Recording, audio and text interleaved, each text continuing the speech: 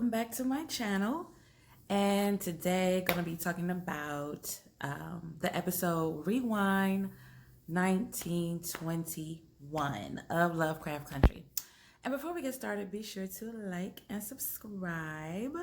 But yes, so I actually wasn't prepared. I didn't pick up on the little nuggets that had been dropped in the previous episodes that we would actually be coming back to the Tulsa riots in this episode, because the Tulsa riots always has been like a trigger event for me. Like it's always like struck a really deep chord with me. So yeah, I just did not know we were going to be jumping into that, but we're here. We're here. Like we got through Emmett Till, but with the Emmett Till episode or the Jiggle Bubble episode, they did focus more so on the events surrounding or the aftermath of what happened as opposed to knee deep in the story or us following Bobo through the horror and everything of his death. So that kind of helped me, maintain my tear ducts and not cry, because y'all, this episode right here, I'm sorry, I could not hold back the ducks. The ducks was like, give us free, and they flowed. This was a very powerful episode, and let's go ahead and jump into it. So we begin the episode with the adults, I should say, surrounding Dee, ultimately pointing fingers at each other, realizing that they were not there for her. They basically neglected Dee, and to me it was really crazy because it was at one of the most just poignant times that Dee needed someone, with her best friend Bobo just being murdered. Like they should have seriously been surrounding her, like just been around her, surrounding her with love, all of that. But they were so caught up in their Lovecraftian lives, because I'm not even gonna lie, all of these folks got a lot going on, so easy to kind of get lost in this shuffle. And that's what happened to Dee, especially with Hippolyta being gone, her mom, not there to take care of her as a mother would, as opposed to like, nobody's gonna watch and take care of your kid like you would. I don't even have children at this time, but I get that. So here we are. And then at the end of the day, they're like, look, okay, we can't point fingers. Let's just get to a solution. This is Ruby's like, okay, it wasn't really nobody in particular fault. Let's just get to a solution. So then Tick is like, just comes up. He's like, we're going to have to go to Christina. She's the one who knows how to do the spells. And Montrose is like, man, let's just use a little spell we know how to do. We'll use that on her. Bing, bing, bang, bam, boom, we're good. And, which is hilarious because between the four of them, they know like 1.2 spells, but whatever. Montrose is like, just let it work. And Atticus is like, okay, we can't really just be playing around with this kind of thing. Like we need to talk to somebody who really know what they're doing, So he was like, we can use for leverage, like we can give her Titus's pages. And then Lady has to reveal, okay, I already gave her Titus's pages. I was going to try to save you, but she ended up giving me, the invulnerability, the mark of Cain or what have you. So of course Montrose gets upset at that. Like, what the heck? You said no more magic, and now we, don't have no leverage. And so Tick was like, that was mainly the leverage that we had. And so then Ruby's like, Christina will do it for me. And you see this girl stepping up. Like, how people act when they got a boo, when they got a lover. They like, oh, they'll do anything for me. Just because they done screamed your name out in the midnight hour. You thinking you just like that. Oh, they'll do it for me, So she's like, I'm going to pull my boo card. I'm going to pull my boo rank card with Christina, and she's going to do this for us. So I'll get it done. I'll have her do it, throwing her little weight around. Hilarious. So then they get, they get Christina over. Ruby almost told Montrose that Letty was pregnant. And I feel like at that point I was just like, Letty, Oh my freaking God. If you don't just tell these folks that you are with child so we can have our moment, oh yes, great, yay, and move along, like all these secrets, like it's not gonna change anything. Like go ahead and tell them. But little unbeknownst to her, everybody already knew. So secrets, the secret joke is actually on Lady right now because everybody else already knows. But so yeah, so then they get Christina over there, and Christina is looking over the drawings that Dee did because she couldn't talk because of the curse that the Lancaster and them put on her. So she drew it in detail, and Christina was just even impressed, like, wow, this is very detailed. I can literally tell what happened and that this is from Harris's pages and Titus's pages that, you know, we had left over, blah, blah, blah. So they like, can you cure it? And she's like, no. I'm like, ugh, girl, all this admiration and you still can't, you know, again, this is why your daddy didn't let you in the doggone order. Cause you not ready yet. You got some more work to do, boo. But no, she says she can't cure it, but she can reset the spell, like do a restoration and then reset the spell. And I'm like, okay, how much time is that really gonna give anybody a freaking little reset of the spell? Like, again, helpful but not helpful, and also annoying. Like, you know something else. You get on my nerves a little bit, Christina. So, anyways, Christina does her little reset restoration spell, and then as they're leaving out, oh yeah, they did show a little picture of poor Dee. Her hand, you know, she was turning into the little pickaninny, tipsy, bopsy lopsy thing, and looking a mess, looking like Tales from the Crypt going on about the arms and all of that, you know. But the restoration spell, she started looking back like herself. So then, oh yeah, they had brought up, they were like, oh, about the spell. As far as the spell, they were like, can't you just do whatever? Christina was like, no, because it's like a blood magic spell, you know. So yeah, so anyhow, Christina agreed to do it with the agreement that Atticus would come willingly on the night of the autumnal equinox. And so he's like, okay, yeah. And I feel like everybody knows what this means. Like, if you want me to come willingly, that means like whatever it was you was gonna have me to do would be something that I would not usually be coming towards willingly. So, i.e., probably death. You know what I'm saying? So, but he agrees to it.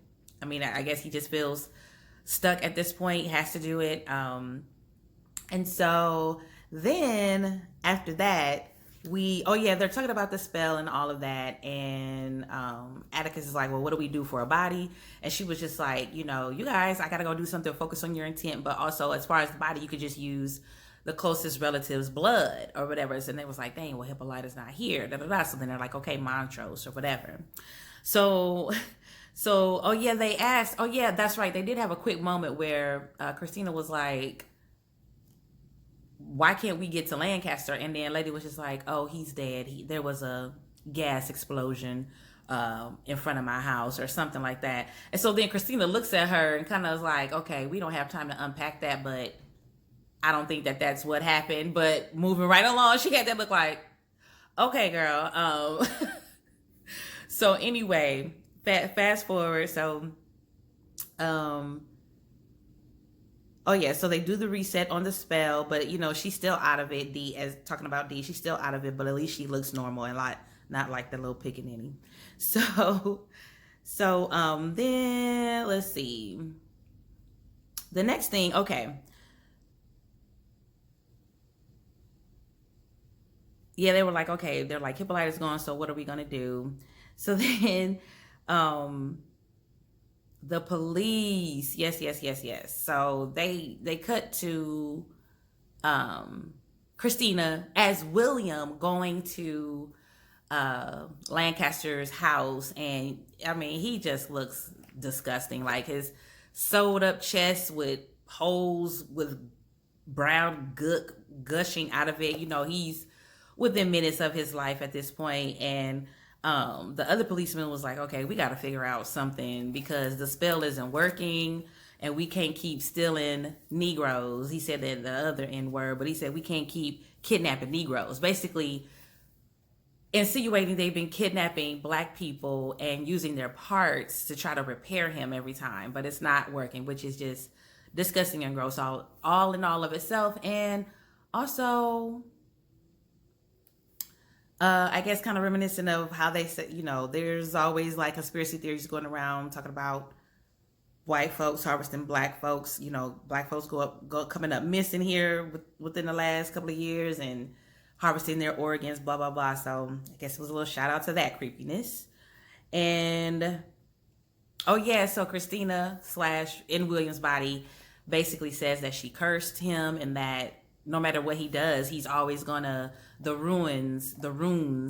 I guess that's what she used in the spell. They're gonna continue to basically, I guess, reopen these wounds. He's gonna keep dying like every time. And she was like, I wanted to see you die 1,000 times because every time I have to change back from William, he dies again. So that just goes to see how deeply she loved William. Like, she is just like, whoa, he was more than a little part-time lover, clearly.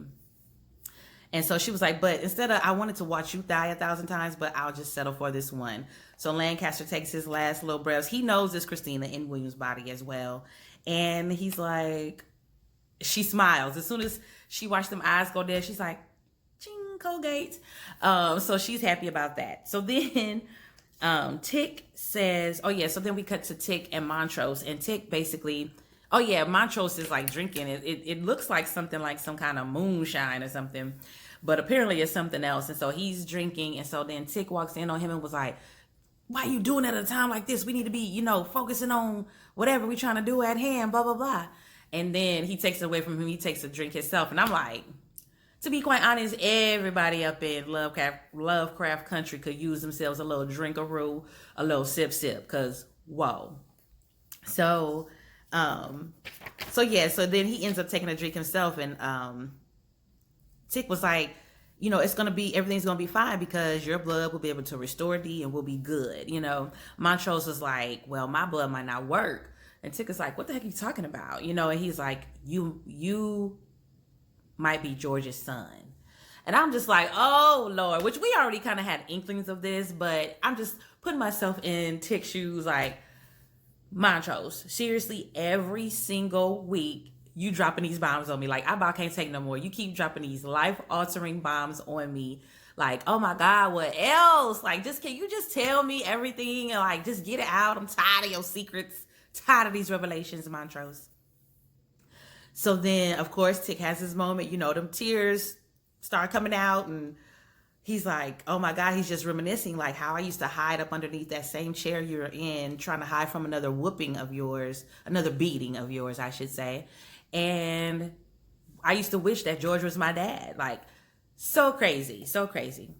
And so then right at that moment, Letty walks in, which is hilarious because the last couple episodes, Letty is like always present when Tick and Montrose are having these deep revelationary moments. And so she's just kind of like, hey y'all, well, Christina said we need XYZ elemental P. She just is like, woo. But girl, it's good that you know what you're getting into. You done, just about married into this family that got all kind of little secrets and legacies going on. So good that you know. But anyway, so then all of a sudden, they're talking and between each other, and then all of a sudden you just hear a voice that says, is D sick? And everybody turned like, what the what? And it ends up being Hippolyta. Everybody is just like, you could have bought everybody for a penny in there, as my mom would say. Could have bought them all for a penny. And because, they thinking this woman is floating out in the universe somewhere, out in space. They have no idea where Hippolyta is or if she was ever going to be able to come back. And then she just smooth come back in like, oh yeah, is D sick? Like, what's going on with my baby? And just moves on. It's like nothing. So, so she tells them, she's been on Earth 504, I believe she says, and which is 200 years worth of time for the time that she's been gone. She's been there for 200 years and everything. So it's just kind of crazy. And so, my church is like, telling, they're all filling her in on what's going on. So she's like, okay, we probably got like 24 hours basically before D dies or whatever. So we got to hurry up. We got to go back to the observatory, and we're going to have to go back in time because they're saying that the Book of Names is the only thing that can cure her. So she was like, we got to go get it. And Tika's like, it got burnt up in the Tulsa riots. It's like, we going back in time, but we going to go get this doggone book to save my child. And so Montrose is like, girl, I don't know where you been, but you starting to sound crazy right now. It's like, okay, somebody had to say it. Somebody had to say it. So he did, but she was just like, with everything I learned who I am. And I've learned all these things and that I'm, limitless and blah, blah, blah. I'm going to use all of my knowledge to save my daughter. Let's be out. Let's roll out. So, after Christina and then left after she did the spell, there was a little moment where Ruby was going to leave with Christina. And so then Letty goes after Ruby and tries to warn her about Christina. She's like, you can't trust her. And she was like, you can't trust them crazy fools. You seen that man daddy up there got loud with you was about to. She was like, they stopped in time before he did anything, and basically trying to say that Montrose and them is the crazy ones and the crazy people and you hanging out with them. She was basically trying to say you about worse as mom with her running after all the men she ran after, blah, blah, which is super low blow because I'm legit concerned and legit trying to warn you, and you done basically got de-whipped by Christina and William's body. That's how I feel. Like, I feel like Ruby done got de-whipped at this point because you to the point where, you don't want to listen to nothing nobody say, and that's how it be when you be de-whipped. Like, the person you getting de-whipped by can do no wrong in your eyes, no matter what nobody say. They could bring you proof like, look, girl, look. And it's like, well, people be doctoring up things with, whatever, Photoshop, blah, blah. You just not trying to hear nothing. So I feel like that's where Ruby is right now, and it's quite annoying. But she was like, because Lady was like, they shot me, and then here is Ruby like, but Christina brought you back to life. You need to be coming with us, and blah blah blah blah blah blah blah. Just like, girl, where do your loyalties lie? Just because Christina then gave you a couple of vials of magic and put a little something on you in another person's body, like, it's a lot going on for you to be trying to like low key fall in love with that. So anyway, Ruby leaves with Christina. Hippolyta was like, okay, we going to the multiverse. So they go to the observatory. They go to the observatory and everything. And so, Christina reveals to Ruby that she wants to use Atticus's blood to become immortal. And she says she's going to need all of it. Like, she's just keeping it 100. She's keeping it 100 with Ruby because Ruby was like basically saying, have you been just trying to use me? I was your plan B just in case you couldn't get to Atticus through Letty and blah, blah, blah, whatever. And Christina was like, I saw an opportunity, but like I went and saved the little girl for you. I came because of you. So, excuse me, maybe Ruby do got a little, boo pool or whatever with Christina.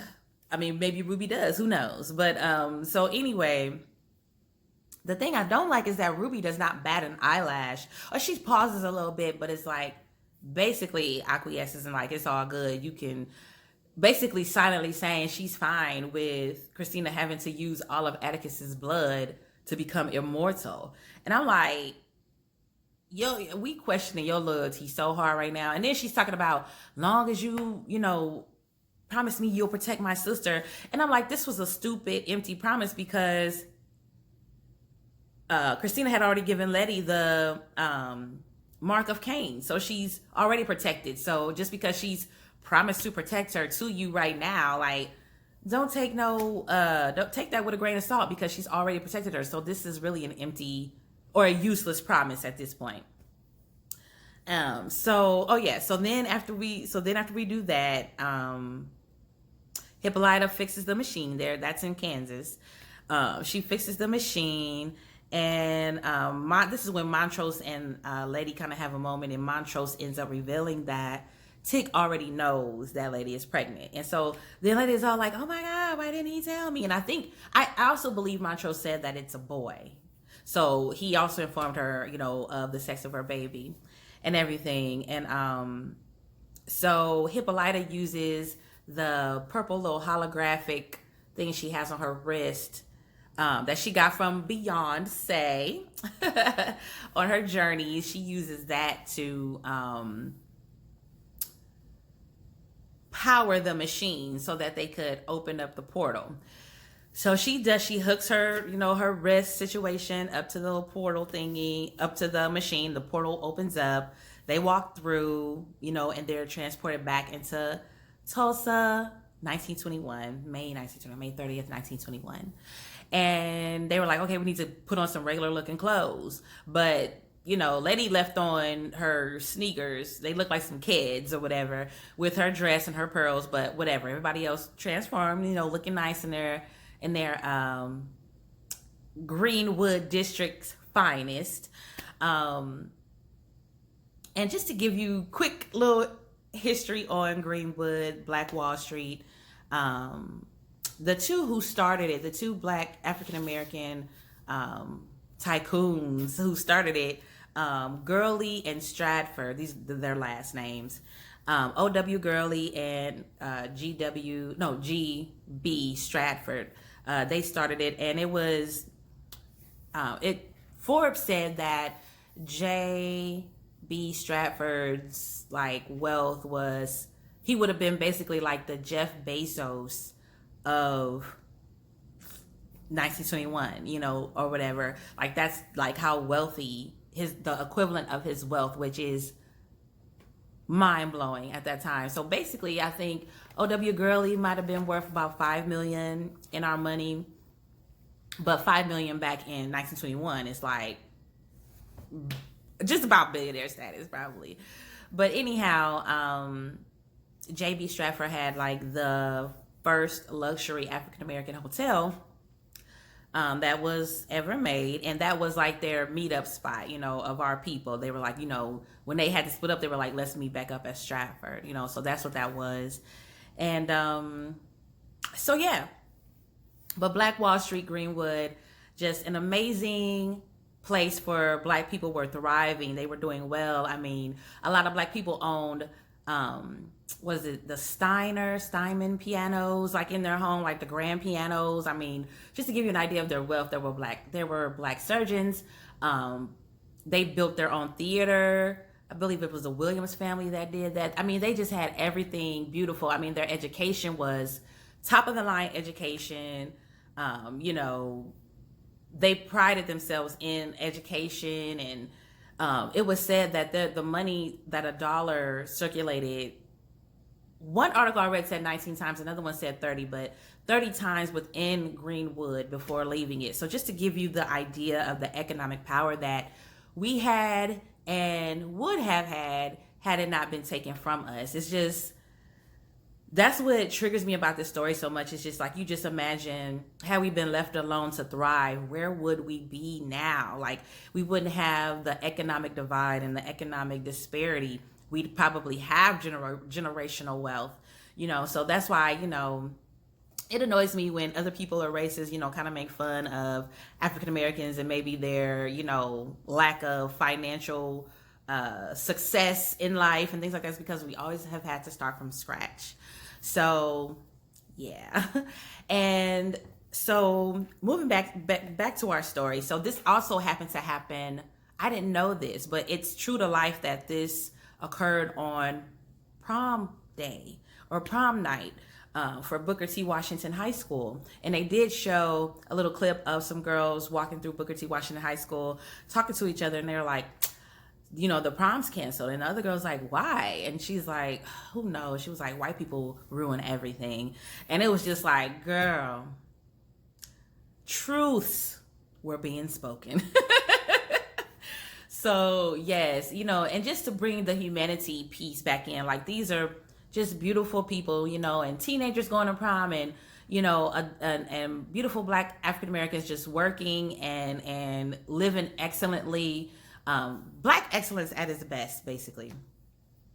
And so our people end up walking up to a house, and it ends up being Monstrose's house back when he was a little boy, and we walk into a scene where his father is beating him because he tried on George's corsage or something like that, and just nothing worth being beat about. But then Montrose is looking at him and he's like, and while they're watching this scene unfold, Montrose is like, I deserved it, it wasn't mine to be messing with or whatever. And Letty is like, no one deserves that. Like, and no one did. It ended up Dora had to end up coming to save him, from his father for further beating.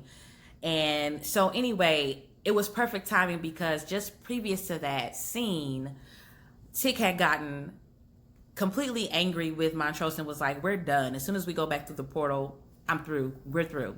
So for now, for him to see what his father endured firsthand, it doesn't make it right that he also beat Atticus, but it gives you a different perspective on someone when you see why they are the way they are. Like, that was pretty much all he knew and what he thought that he had to do to make Atticus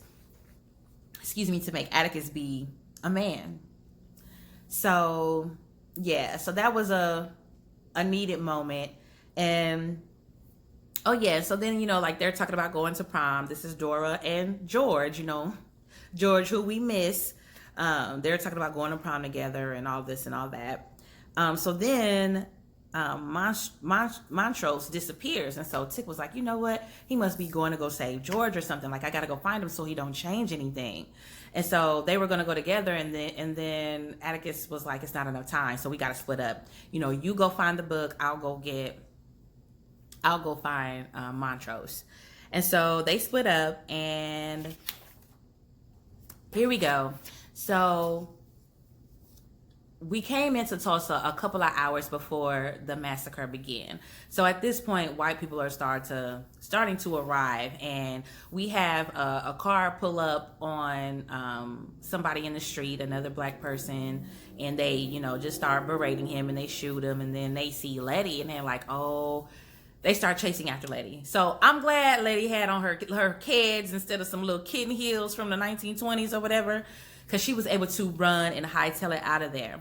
And so she ends up running back over to Dora's house.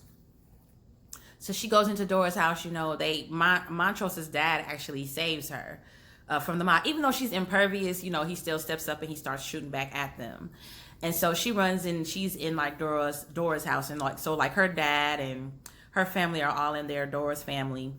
And basically Vernon, the man of the house, he is like, okay, we got to protect ourselves. We got to get ready. Because, they asked Letty, are there, what's going on? Are there more coming? She's like, it's a truck at the end of the block. They're like, okay, we got to get suited and booted. You know what I mean? So he goes, and when I tell you he is like strapped up, he basically passes out a gun to everybody. Like, he has guns on deck, which I'm so happy and I love. And so Dora's sister Beulah, Vernon tells Letty to go with Beulah. And Beulah's, another humanity moment, showing how, these were, beautiful black people who were killed for no reason. We're just living their lives, just, as all of us are.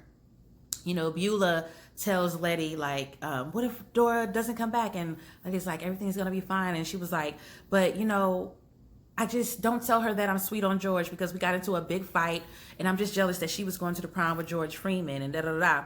And Letty's like, everything's going to be okay. Which she knows, like, it's all H-E-double hockey stick is about to break loose in moments. But she tells her it's going to be fine, She listens to her teen angst and just kind of tries to comfort her where she can.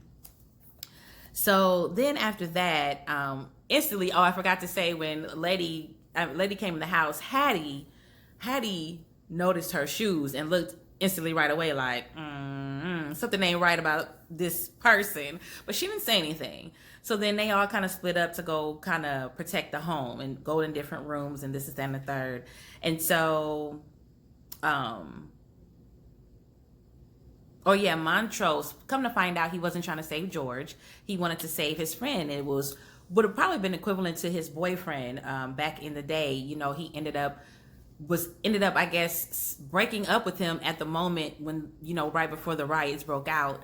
And he's telling Tick, like, he's going to get shot in the head. I just got to save him. And he was basically still in love with him, but had tried to live on thinking he wasn't real until now. I mean, he knew he was real, but just tried to get him out of his head, to deal with the hurt and the pain.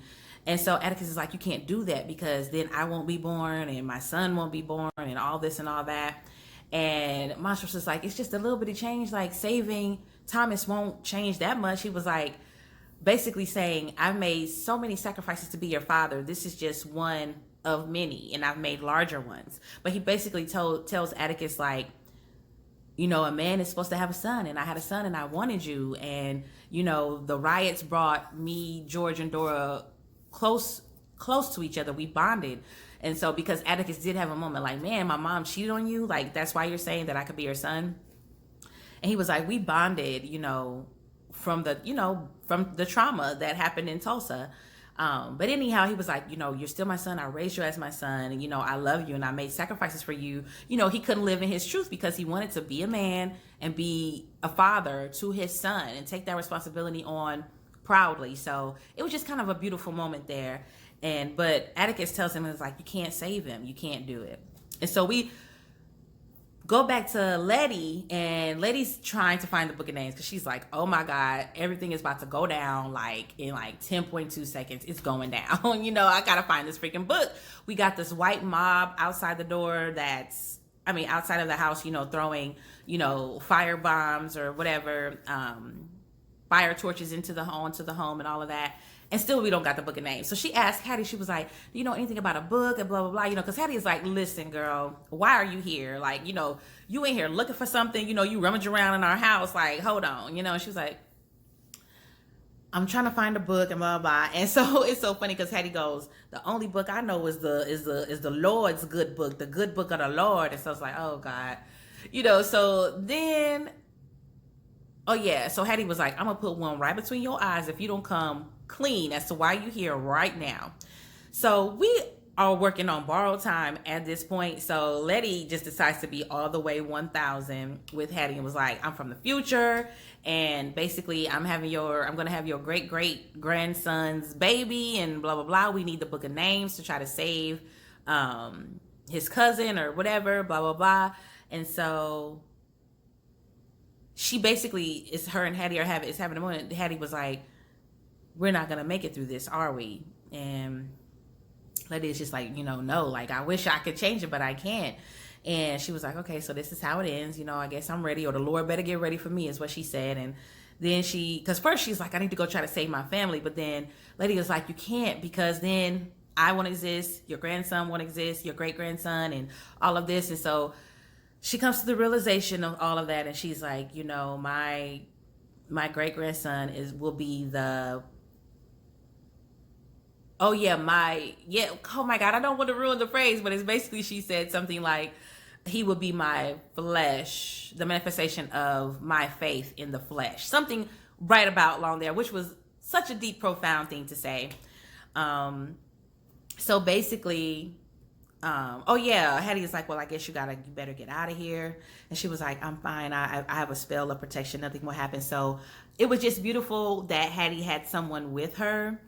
In her final moment. She didn't die alone, and literally we watched Hattie burn to death. And but I'm just so glad I am glad she wasn't alone, and I'm glad Letty was there. Hattie did show Letty where the book of names was. So whew, Lord, we achieved our goal. We got the book of names. So then we jump back over to Tick and Montrose. And at this point, the white mob comes up on the young Montrose and Thomas. Thomas gets shot, in the face. It's just, horrific scene. And Montrose is like, something is wrong. Because then Dora and George end up meeting up over there as well with the young Montrose and all of them. But then the older George and Atticus are watching from afar. George is like, Montrose is like, something is wrong. He was like, there was a stranger that's supposed to come up and like, he like saves us like with a bat. And then all of a sudden, Tick realizes a bat is at his feet. And he was like, yeah. And then Montrose was like, yeah, he's supposed to save us. He says, and then Tick says the words, hey, I got you, kid, or something like that. I got you, kid.